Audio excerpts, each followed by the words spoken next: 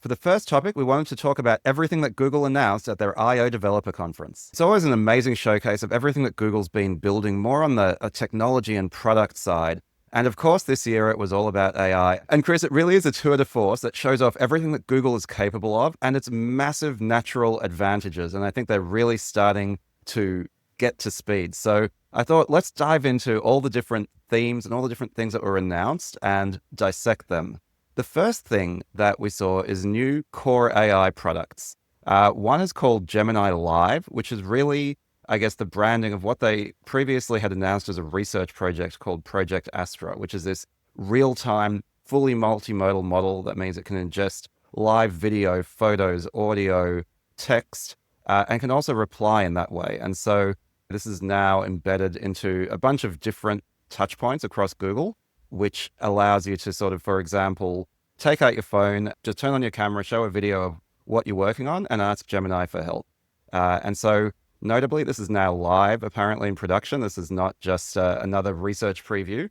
This is now in product. And, I think a really great example of Google showing off their really strong fundamental AI chops. What do we think of this one, Chris? It's a lot like OpenAI's smart voice or advanced voice. When you go into advanced voice, you can turn on the camera and it can look at the world and react to the world and this kind of thing. Notably, this is the demo that when it first came out, they didn't quite explain that it was a bit sped up and it was a bit, optimized in the video. And people thought that it was, real and amazing. And this is now becoming more real, more amazing, and actually in production. And it's very, very exciting. Interestingly, they've also plugged it into Google's AI mode. If you guys remember, a number of weeks ago, I mentioned this AI mode experiment that I was getting access to when I was using Google Search. So they're now adding AI straight into Google Search, not just smart replies or AI replies, but a whole chat mode. And also chat has what they're calling Search Live, which is essentially the same thing. It's this ability to turn on the camera and talk to search. It's real-time, conversational, multimodal, generative AI. And it's baked into the Gemini app and to core search. Using their natural advantages of distribution.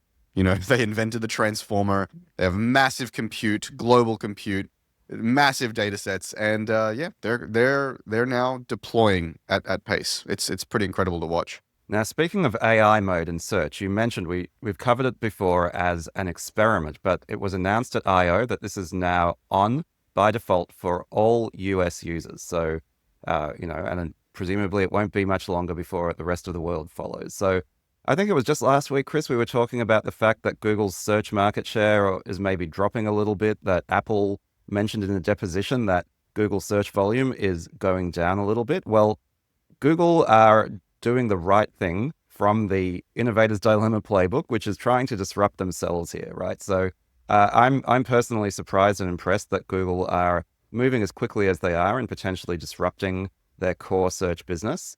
As we were just saying, their tech is really good, and now they're leveraging their absolutely incomparable distribution advantage in search. So that if you get that full AI mode in Google and the underlying models are as good as OpenAI or as good as Perplexity, why would you go anywhere else? And, we'll wait and see, but it's really a tour de force, like I said, where Google are stitching together everything that they have going for them. And this is exactly the right move. Yeah, and it was notable that they emphasized two things that I think are very, very important. In the last episode, we talked about this question of, can Google monetize a generative AI search result the same way they monetize the 10 blue links or whatever, the standard search?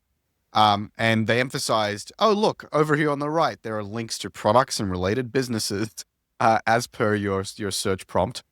And they also mentioned, which by itself is very interesting, that they're pointing to the commercial monetization model there. And the other thing they highlighted, actually, I would say they kind of glossed over it, but for me, it was a highlight, is the idea that the search result, the generative search result, kind of creates a custom UX tailored to the prompt, tailored to the search. And this is what I've been saying, ad infinitum for months and months and months, is the generative AI will generate a UX based on the use case, based on your prompt, based on what you need it to do. And so this is subtly pointing to that the search result can be dramatically different. The information architecture, the kind of the mini application, if you will adapt to the question you're asking and the search result that you need. That's just a taste of what's to come for all frontier models everywhere.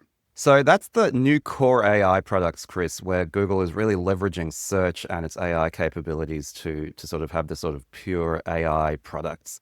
But there's so much more. So the next thing we wanted to talk about is personal context, right? Again, something we've talked about for a long time that Google has frustratingly in the past never really leveraged as well as it could, is it knows so much about you. It knows your search history. For Gmail users, which let's face it, is most of us, it knows your entire email history. It has lots of documents in your Google Drive. It has your photos. It knows so much about you. And now they have indicated with what they're calling personal context that they're going to start creating a personal context based on everything it knows about you so that the AI is personalized to you. It knows who you are. It understands your background. It has access to so much information that is relevant to you. And that's obviously an incredible power play. And again, Google leveraging its advantages. And, I think one of the places they announced that is really like obviously a core use of this is in Gmail, extending their smart replies. So again, this is not a very original idea, right? The idea that AI could perhaps reply to a bunch of your emails for you, or it could at least help with that. And there are a lot of products that do that or attempt to do that. I use Superhuman, for example. It has that capability. But again, Google has this incredible advantage of so much data and that core AI functionality and capability as well. And so I'm really excited to see what Gmail Smart Replies can do. Once it knows so much about me, Google pointed out it can match your tone of voice, your vocabulary, but it can also reach into your Gmail and your Drive and pull out relevant details directly into the reply. So if people ask you about your flight itinerary, the auto reply will contain the details, which is like an amazing thing if it is pulled off correctly. Yeah, that's one of the concrete examples they gave, right? So let's make this very, very clear. So it has access to your calendar. It has access to your Google Drive. It has access to your Gmail. Yeah, with something like Google personalized smart replies, it can write in your tone of voice. It can retrieve content from your Drive. It can retrieve content from your calendar, and so on. But this is going to be applied to everything. So you can do deep research on your Google Drive, right? It can add events or schedule events on your calendar. It is starting to become that mythical personal assistant that we all dream about, that gets to know you more and more over time and can take actions for you in your most important productivity apps and use cases. You said the magic phrase at the end there, if this is pulled off well. I can tell you right now in my Gmail, when I press the Gemini button and I ask it for something mildly interesting from my email, it basically shits the bed more often than not. When I try to do something interesting in Sheets, it basically shits the bed more often than not. If you're not just using it for like a search of your email, and I don't quite know why it's so profoundly dumb. I may not have the right subscription. I may not have maybe I'm just using the consumer one instead of workplace or something. But the button is there. It's called Gemini, and it doesn't do shit. So I need to go dig around. But either I'm doing the wrong thing, but that's really a UX problem. And they're not explaining to me, hey, there is a version of this that actually works. Or there isn't a version of this that works yet. And they're just sticking the Gemini logo everywhere and creating a really bad taste in my mouth. So hopefully this gets much better, much more quickly, and we'll see if it actually works in real life. I mean, I think it's worth mentioning one of the reasons why something like personal context is actually difficult. And again, maybe something that leans into Google's strengths, right? You can say, well, if it can create like a, 800 billion parameter model for the whole world, why is it so hard for it to just add a little bit of personal context? And the difference is, if you've got a foundation model, that's one single model. If you are then fine-tuning it or learning a personal context for every single user, where Google has actually billions with a B of users, that is a billion different jobs. So just computationally, infrastructurally, it's really hard. It's the same reason why Gmail is slower than Google search, right? Because it is storing individual emails. It's a vastly bigger data set. And so to be able to do this requires an incredible infrastructure. And again, Google is really good at infrastructure, so I wouldn't count them out, but it's far from trivial. Just because you can have a great frontier model doesn't mean you can have a great personalized model for every person, but it really seems like they have woken up, Chris. And yes, the proof of the pudding will be in the eating. But we've also said Google have so many natural advantages. They get multiple bites at the cherry here. They can screw it up and screw it up again. But eventually, if they get it right, they're right there where they need to be. And I think that's what we're starting to see. And, it's funny. All of this reminds me of the great Google Plus push over a decade ago now, right? The last time Google felt they faced an existential threat was during the rise of Facebook. And so they had the sort of all-in company attempt to kind of match Facebook by creating a Google social network, which was known as Google Plus. And of course, that was a big failure. And I worked at Google at the time. And so I saw from the inside the ways in which it failed, which is that they tried to create a standalone social product rather than weaving through the already vast amount of social context and information it had about each person to create an integrated social experience across Google. And what I'm seeing here with AI, Chris, is I think they've learned from that mistake. They're realizing that they have all of these incredible assets and they need to thoughtfully weave them together using this AI infrastructure to really create this very, very powerful moat. And, the exciting thing about this I/O, yes, we still need to try these things out, but it was notable, in contrast to some announcements from Facebook and Apple and so on. Very few of these things were, hey, this is a research preview. Nearly all of them were, hey, we've just launched this, right? So this is not vaporware. These things are now coming into Google at pace. And I reckon they've probably got a bunch of it right, some of it wrong. But the stuff they've gotten wrong, they'll just have another go at it and another go at it. And it's very hard to see this momentum slowing. Yeah, a lot of this was actually them announcing the renaming, rebadging, and production version of a thing they've been talking about for a while. So like Gemini Live is really the product name of Project Astra, for example. We're going to start talking about something that was formerly called Project Mariner. Project Starlight has become Google Beam, which is the video conferencing. So they've been previewing a lot of this stuff. Today seemed like the day that they're putting it into production and they're giving it a proper name and a proper launch. So yeah, it's quite exciting. And actually, speaking about that, let's talk about the next thing that they announced, which we said, Yaniv, you and I, that it was likely that they were going to hesitate to do this, given the DOJ and monopoly investigations that are going into Google. We said they're going to struggle to add Gemini to Chrome, and that they're going to have to be careful about, cross-selling Gemini into the browser. There's been a lot of attention on the browser and a lot of attention about how they're using their market dominance in one place to sell to other places.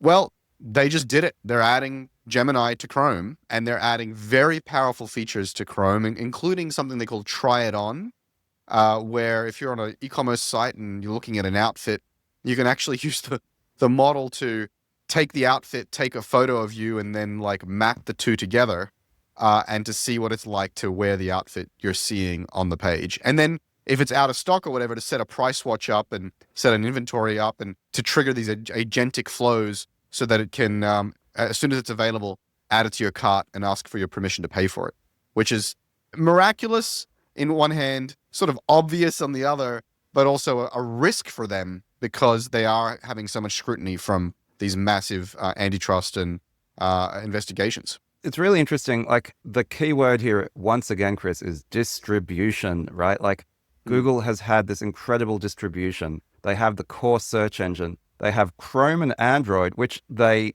built and acquired back in the day as a very smart strategic play to make sure they weren't intermediated to their Google search engine. So now they have all of these incredible distribution channels, and they're just plugging their world-class AI thoughtfully into all of them. And that's why I keep saying, it's this absolute juggernaut. And I can't help but feel that for Google, this is a return to its glory days potentially, where just that core technology, which has always been a strength, it's always been an engineering-driven, research-driven company, has become relevant again in a really massive way, where what differentiates products is the best technical capabilities. And from research, we have deep research, which is owned by Google. We have those foundation models. We have some of the world's best infrastructure. They also announced a new TensorFlow chip. So They're making their own AI chipsets all the way through to distribution. Google owns the whole thing and is good at that whole thing, right?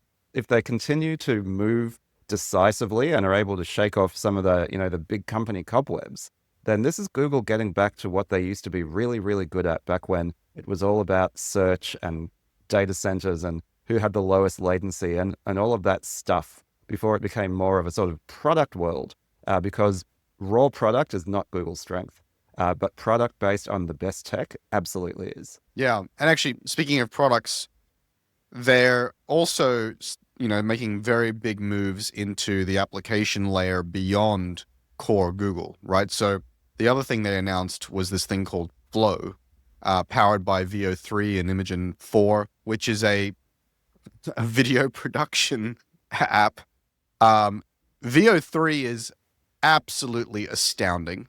Really amazing videos that include, get this, Yaniv, sound effects, background sounds, and voices. Lip-synced voices. I haven't seen a demo that does this from anywhere else. They showed a little, I don't know, what was it, a skunk or a squirrel talking to an owl. They showed an old man on the sea talking with a gruff voice. Holy shit. Like, what? Yeah, this is now, not only did they announce the model, they announced kind of an application layer tool to play with the model and have a creative workflow. As we talked about in the last few episodes, these companies, in order to justify their valuations, justify their growth, to own the categories, they are going to need to own some of these core application flows. And so it's productivity, search, creativity, you name it. And yeah, Flow with VO3, with sound effects and voices and background, oh my God, is going to be very, very powerful as a tool for creatives and for everyday people, everyday marketers, everyday storytellers who are trying to tell a story in a way that would have cost hundreds of thousands and millions of dollars of production to do before. It's pretty incredible. Like, I can't help but feel that Google has gone full beast mode right now with releasing all this stuff. VO3, a top-of-the-line video generation model. Imagen 4, a top-of-the-line image generation model. In both cases, they're looking to have leapfrogged OpenAI here.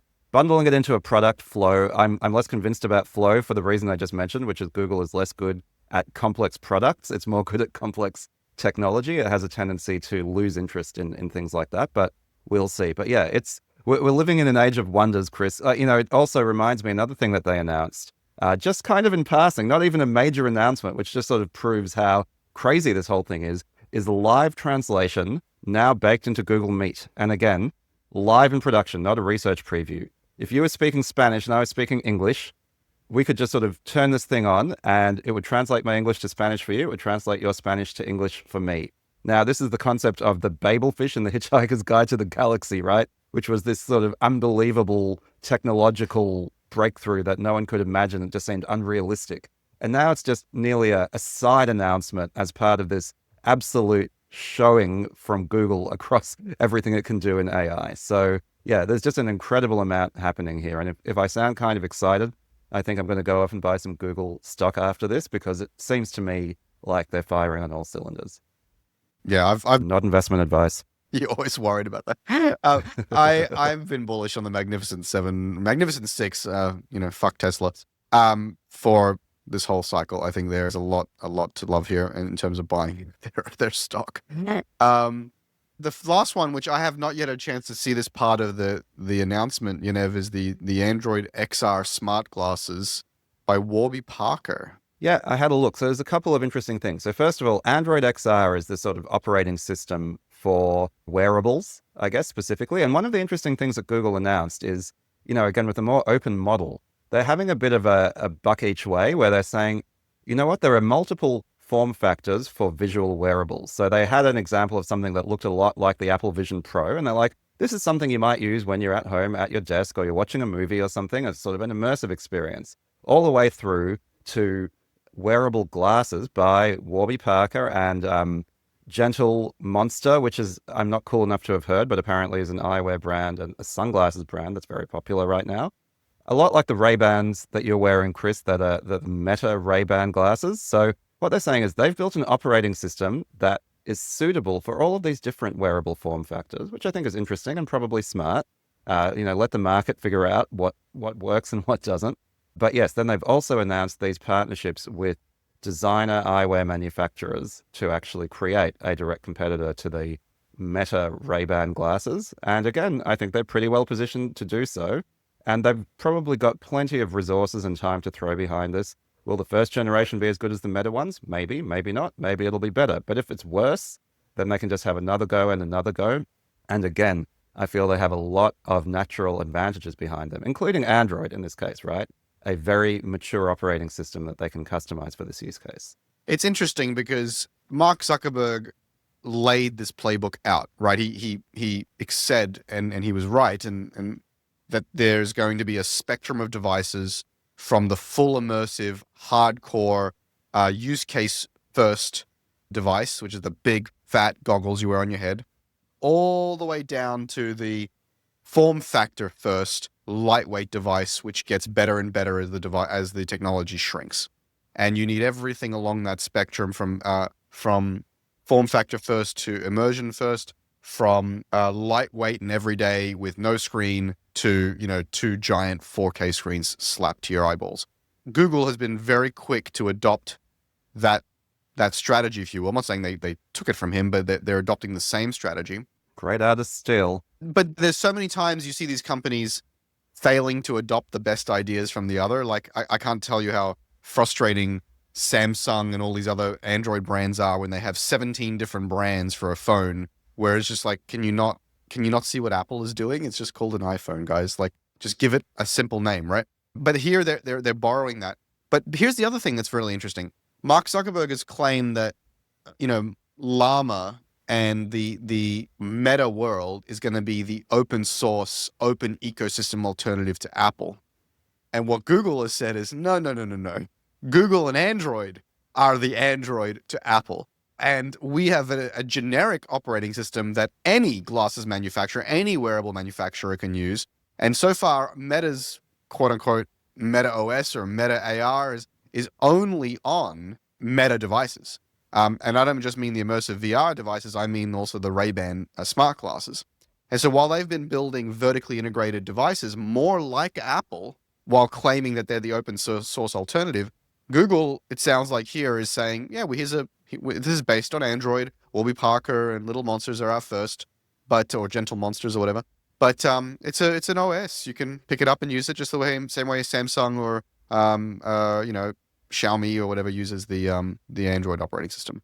Maybe I've just drunk a little bit too much Google Kool-Aid this morning, but it strikes me they're in the strongest position. And I just think it's worth going back in history here, because if you think about it, it is the strategic decisions to go with Android and Chrome to develop these things, to own these things, that is still paying off for Google. And, this is where long-term strategy is really valuable. And Google have actually been masters of this sort of defensive distribution strategy, right? Because Facebook, even, again, we're going back over 10 years. I don't know, for those of you who are old enough and in the weeds enough to remember something called Facebook Home, which was their attempt to create basically a very heavily skinned version of Android, an operating system that they could own. Because Facebook have never owned that full distribution. It hurt them then. They failed, they've continued to fail, and it's hurting them now, right?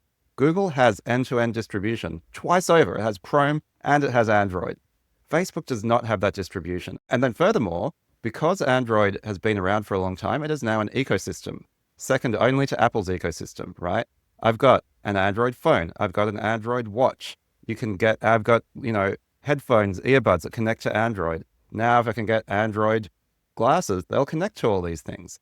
What's Facebook got? What's Meta got? It does not have that. And so again, natural advantages. If Google gets the execution right, and if they don't lose interest, you'd sort of have to bet on them to become the standard for this thing.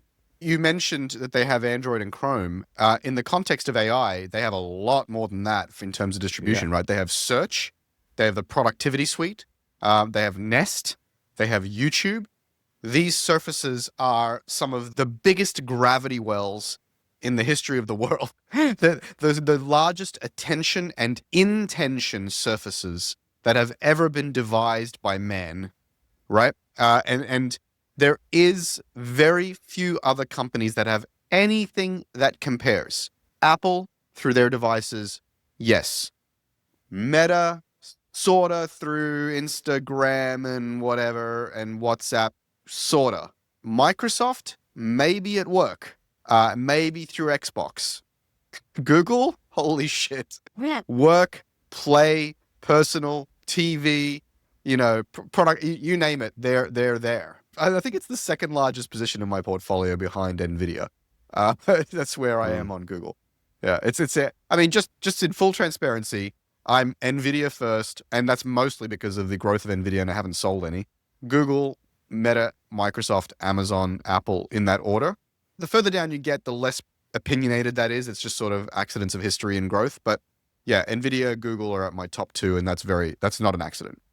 Before we move on from Google and start talking about the other announcements today, this huge news week this week. They have also announced a Google AI Ultra subscription plan, which is, just sort of this unlimited, all-you-can-eat massive plan. We've also been talking about this in the last few episodes, right, Yaniv? Where Google might suffer or struggle to monetize search, and it's not clear that they will, because a lot of these searches will be commercial in style and intent. They may make up for it or even blow by it with paid subscriptions. And so, the world, I think the internet is moving increasingly to paid models with a free tier. We've talked about this many times. And so this is just another signal that as much as you're willing to pay, Google and these other companies are willing to take your money and give you just massive utility and headroom in return. So that's worth noting as well. Well, it's interesting. And, they're not the first mover here. So OpenAI have had ChatGPT Pro for a while now. I think it was a month ago or two that Anthropic released Claude Max. So these are the $100 plus a month subscriptions. And now Google is kind of matching those with the nearly all-you-can-eat type offerings. Now, I don't know if, this is sort of following market demand or if it's more signaling, but there are very few personal productivity type software that come anywhere close to $100 a month or $200 a month until these AI tools. So it's a very, very high price point. I don't know how many people outside of like the sort of insider industry people who just want to be on the cutting edge, finding it worthwhile. I would be really interested to know. But certainly where the big AI players are thinking is what we provide is so valuable that it will be worth hundreds of dollars a month to heavy users. Yeah, I don't know that it's insiders necessarily as just professionals who need to get shit done, right? If you're a researcher, if you are a professional in a white collar job, doing real serious knowledge work, if you are a creative, if you are someone that cares about optimizing your life and has, any kind of upper middle class wealth, chances are you understand the value of this and are willing to pay. I agree with you though, over time, this is taxing the early adopters, and over time this will float downwards as the utility floats up and floats probably the wrong word. I think it'll Moore's law its way into lower cost and higher utility really fast. Yeah, I mean, it's interesting. I remember when the iPhone first came out, the idea that anyone would pay $1,000, $1,500 for a mobile phone seemed insane. And now people don't even think about it. So, I think the point is, do you provide enough utility? And the big AI players are saying, yes, we do. And that's what it's worth paying for. Well, just imagine, right? If this subscription is powering your TV, it's powering your home devices and security systems and cameras, it's powering your productivity suites, powering your your glasses, it's powering even your car with Android Auto. I mean, that's a small price to pay for the smartest operating system, multimodal, multi-device, multi-context. I mean, sign me up. That's just a no-brainer, I think.